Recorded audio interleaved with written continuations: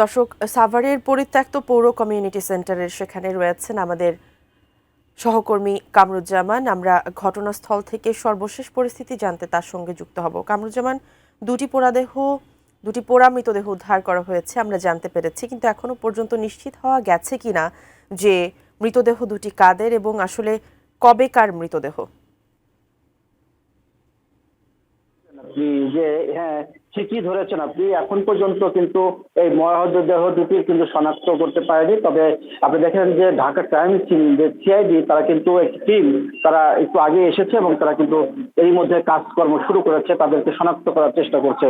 তবে একটা বিষয় আপনাদেরকে জানিয়ে রাখি যে এর আগেও কিন্তু এই একই রকম ঘটনা কিন্তু এই নিয়ে প্রায় ৫ বার হলো, মানে ৩টি আগে ছিল এবং ২টি লাশ আজকে পুরানো, সব মিলে কিন্তু এই ৫টি লাশ কিন্তু উদ্ধার করেছে এরই মধ্যে। তবে এর আগে ২৯শে আগস্ট রাতে একই স্থান থেকে কিন্তু হাত পা বাঁধা অজ্ঞাত এক যুবকের মরদেহ কিন্তু উদ্ধার করেছিল পুলিশ। বিজলি কেবলস এর স্কিন কোটেড ইনসুলেশন আগুন প্রতিরোধী। বিজলি কেবলস, নিরাপদ আজীবন।